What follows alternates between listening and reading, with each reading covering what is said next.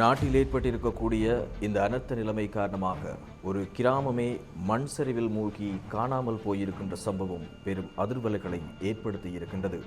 இதுவரையில் அந்த கிராமத்திலிருந்து 20 பேரினுடைய சடலங்கள் மீட்கப்பட்டிருப்பதுடன் அந்த கிராமத்தில் பலர் சிறுவர்களாக காணாமல் போயிருக்கின்றார்கள் என்கின்ற சம்பவமும் துயரத்தை ஏற்படுத்தி இருக்கின்றது. ஒட்டுமொத்த நாடும் இந்த அனர்த்த நிலைமையினால் பாதிக்கப்பட்டிருக்கின்ற நிலைமையில் எத்தனை பேர் இதுவரையில் உயிரிழந்திருக்கிறார்கள், எத்தனை பேர் காணாமல் போயிருக்கின்றார்கள் என்கின்ற தகவல்களும் அதிர்ச்சியை ஏற்படுத்தி இருக்கிறது. இவ்வாறு இந்த அனர்த்த நிலைமை காரணமாக தொடர்ந்தேர்ச்சியாக பாதிப்புகள் ஏற்பட்டு கொண்டிருக்கின்ற நிலைமையில் புதினம் பார்ப்பதற்காக, குறிப்பாக வெள்ளம் பார்ப்பதற்காக, மண் சரிவை பார்ப்பதற்காக என்று சென்றோர் பலர் மாயமாகி இருக்கின்ற சம்பவமும் பெரும் சோகத்தை ஏற்படுத்தி இருக்கின்றது. அது மட்டுமல்லாமல் இந்த வானிலை மாற்றம் அல்லது இந்த புயல் சார்ந்த விடயங்கள் எத்தனை நாளைக்கு நீடிக்கப் போகின்றன என்பது தொடர்பான பல விடயங்கள் தொடர்பாக பார்ப்பதாகத்தான் இன்றைய தினம் இந்த காணொலி அமையவிருக்கின்றது. எனவே எங்களுடைய சேனலுக்கு வருகின்றவர்கள் இதுவரை சப்ஸ்கிரைப் செய்யாமல் காணொலிகளை பார்த்து கொண்டிருக்கின்றீர்கள் என்று சொல்லி சொன்னால் மறக்காமல் சப்ஸ்கிரைப் பண்ணிக்கொள்ளுங்க. நாங்கள் போடக்கூடிய செய்திகளை உடனுக்குடன் தெரிந்து கொள்ளக்கூடியதாக இருக்கும். வணக்கம் உறவுகளே, நான் உங்கள் பேப்பர் படி என்பானும் மற்றும் ஒரு காணொலி மூலமாக சந்திப்பதில் மகிழ்ச்சி. அதன்படி உங்களுக்கு தெரியும், தற்போது நாட்டில் இந்த டிட்வா புயல் காரணமாக இலங்கையினுடைய 90% மேற்பட்ட பகுதிகள், மாவட்டங்கள் தொடர்ந்தேர்ச்சியாக வெள்ளத்தினாலும் மழை வீழ்ச்சியாலும் அதேபோல மண் சரிவு, சூறாவளி என்பதாக தொடர்ந்தும் பாதிக்கப்பட்டு கொண்டிருக்கின்றார்கள். இதன் மூலமாக நாளாந்தம் இறப்புகளும் பதிவாகி கொண்டிருக்கின்றன. அதேபோல காணாமல் போனோரினுடைய பட்டியலும் நீண்டு கொண்டே சென்று கொண்டிருக்கின்றது. அது மட்டுமல்லாமல் வடக்கு, கிழக்கு என்பதாக இலங்கையினுடைய ஒட்டுமொத்த மாகாணங்களும் இதில் பாதிக்கப்பட்டிருக்கின்றது என்பதுதான் மிக சோகமான விடயமாக மாறியிருக்கின்றது. இவ்வாறாக இலங்கையினுடைய முற்றுமுழுதான பகுதிகளும் பாதிக்கப்பட்டிருப்பதால் அனர்த்த முகாமைத்துவ மத்திய நிலையமும் தொடர்ந்தேர்ச்சியாக பல சவால்களை எதிர்கொண்டு கொண்டிருக்கின்றது. காரணம், மீட்பு பணிகளை தொடர்ந்தேர்ச்சியாக முன்னெடுப்பதில் பல சிரமங்களும் ஏற்பட்டிருக்கின்றன. அதன்படி எமது யூடியூப் தளம் சார்பாக வடக்கு மாகாணத்தில் சில அவசர உதவி திட்டங்களையும் அவசர நிவாரண திட்டங்களையும் வடக்கில் இந்த வெள்ளத்தினாலும் சூறாவளியாலும் மழைவீழ்ச்சியாலும் பாதிக்கப்பட்டு இடம்பெயர்ந்திருக்கக்கூடிய மக்களுக்காக சில உதவி திட்டங்களை முன்னெடுக்கவிருக்கின்றோம்.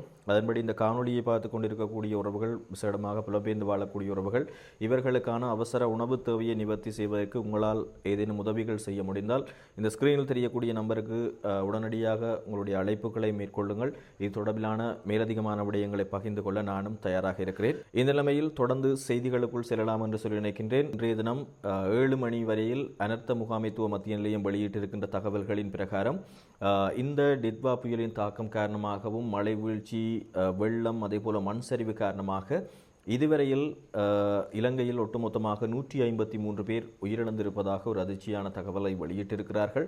அதேபோல 191 பேர் இதுவரையில் காணாமல் போயிருக்கின்றார்கள் என்கின்ற சம்பவமும் பெரும் துயரத்தை ஏற்படுத்தி இருக்கின்றது. காணாமல் போயிருக்கின்றோர் பட்டியல் என்னும் பொழுது மிக முக்கியமாக இந்த வெள்ள நீரினால் அடித்து செல்லப்பட்டோர், அவர்களினுடைய உடலங்கள் இதுவரையில் எடுக்கப்படாதவர்கள், அதேபோல மண் சரிவினால் தொடர்ச்சியாக இலங்கையினுடைய மத்திய மாகாணத்தில் இருக்கக்கூடிய மாவட்டங்கள் தொடர்ந்தும் மண் சரிவு நிலைமையினால் பாதிக்கப்பட்டு கொண்டிருக்கிறார்கள். எனவே இந்த மண் சரிவுக்குள் சிக்கி இதுவரை அவர்களினுடைய உடலங்கள் எடுக்கப்படாத நிலைமையிலும் அவர்கள் உயிரிழந்து விட்டார்களா அல்லது உயிருடன் இருக்கின்றார்களா என்கின்ற தெரியாத அடிப்படையில் இவ்வாறு 191 பேர் மாயமாகி இருக்கின்றார்கள் என்கின்ற விடயமும் பெரும் சோகத்தை ஏற்படுத்தி இருக்கின்றது. எனவே இவர்களை மீட்பதற்கான மீட்பு பணியினில் தொடர்ச்சியாக அனர்த்த முகாமைத்துவ மத்திய நிலையமும் அதேபோல மீட்பு குழுவினரும் தொடர்ந்தேர்ச்சியாக தங்களுடைய செயற்பாடுகளில் ஈடுபட்டு கொண்டிருக்கிறார்கள்.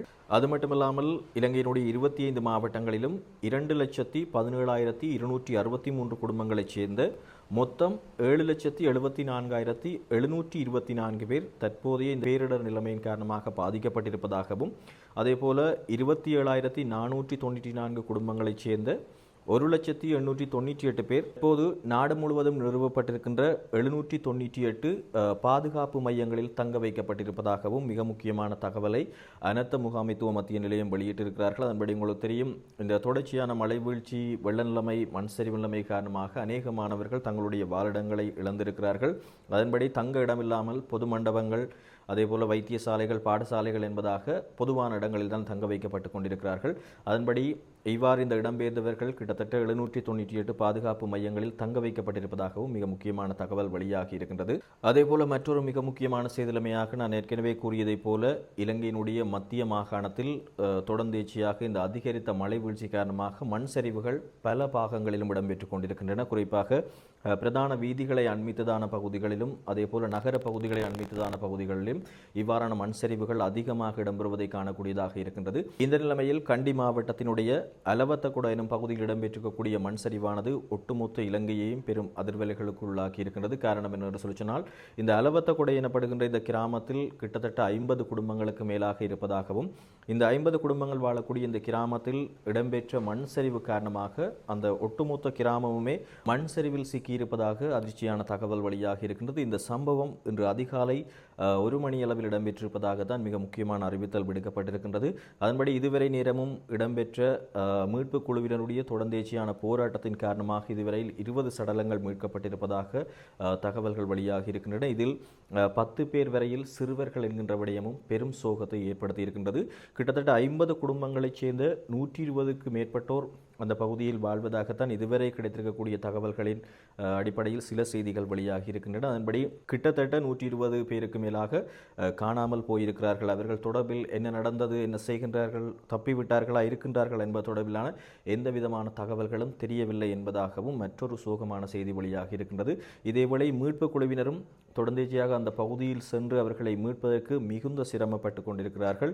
காரணம், தொடர்ந்து மழை வீழ்ச்சியும் இடம்பெற்றுக் கொண்டிருக்கின்றது. அதேபோல மண் சரிவு தொடர்ந்தும் அந்த பகுதியில் இடம்பெற்றுக் கொண்டிருப்பதால் அங்கு மண் சரிவில் சிக்கியிருக்கக்கூடியவர்களை, அந்த மண்ணை, அந்த பாறைகளை அப்புறப்படுத்தி அவர்களை மீட்கும் பணி என்பது மிகப்பெரிய சவாலாக மாறியிருக்கின்ற நிலைமையில் இலங்கையில் பெரும் சோகத்தை ஏற்படுத்தியிருக்கக்கூடிய ஒரு செய்தி நிலைமையாகத்தான் இந்த விடயமும் மாறியிருக்கின்றது.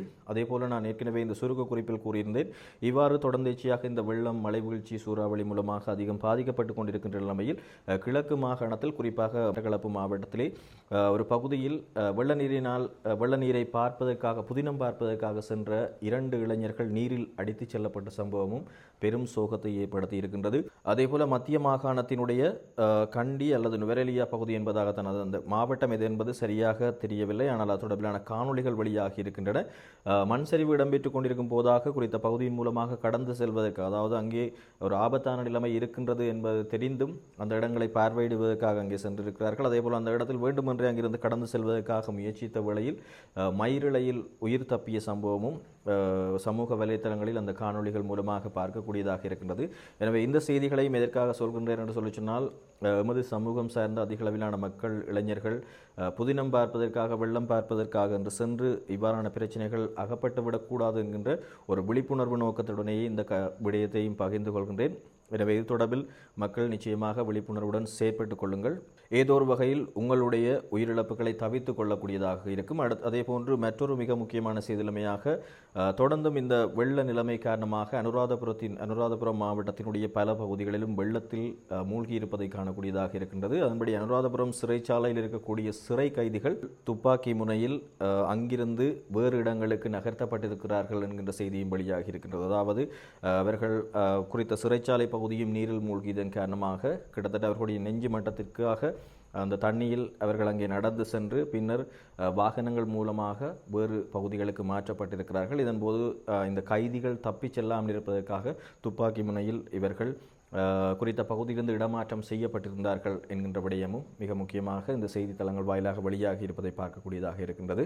தொடர்ந்து இலங்கையினுடைய இந்த பேரிடர் நிலைமையினை கருத்தில் கொண்டு இந்தியாவும் சில உதவி திட்டங்களை வழங்கியிருக்கிறார்கள். அதன்படி கிட்டத்தட்ட 80 மீட்பு பணியாளர்கள் இந்தியாவிலிருந்து இலங்கைக்கு அனுப்பப்பட்டிருக்கிறார்கள். இன்று அதிகாலை அவர்கள் இலங்கைக்கு வந்திருக்கிறார்கள். அவர்களும் தற்போது இந்த மீட்பு பணிகளில் இறங்கி செயற்பட்டு கொண்டிருக்கின்றார்கள் என்ற விடயமும் இலங்கைக்கு தற்போது ஒரு ஆறுதலான செய்தியாக மாறியிருக்கின்றது. இதேவேளை அனர்த்த முகாமைத்துவ மத்திய நிலையத்துடன் இணைந்ததாக இலங்கையினுடைய முப்படையினரும், குறிப்பாக கடற்படையாக இருக்கட்டும் சரி, காலாட்படையாக இருக்கட்டும் சரி, விமானப்படையாக இருக்கட்டும் சரி, 3 மார்க்கங்கள் வாயிலாகவும் மக்களுக்கான அர்ப்பணிப்பு கண்காணிப்பான சேவைகளையும் வழங்கி கொண்டிருக்கிறார்கள். எனவே அவர்களுக்கும் நிச்சயமாக இந்த இடத்தில் நாங்கள் வாழ்த்துக்களை தெரிவித்துக் கொள்ள வேண்டியதாக இருக்கின்றது. அதேபோல சில குறிப்பிட்ட மாவட்டங்கள் தொடர்பிலான அவசர உதவிகளை பெறுவதற்காக சில தொலைபேசி இலக்கங்களும் வழங்கப்பட்டிருக்கின்றன. எனவே அதனையும் நீங்கள் இந்த ஸ்கிரீனில் தெரியக்கூடிய தொலைபேசி இலக்கங்களுக்கு தொடர்பு கொள்வதன் மூலமாக சில சேவைகளையும் பெற்றுக்கொள்ளக்கூடியதாக இருக்கும்.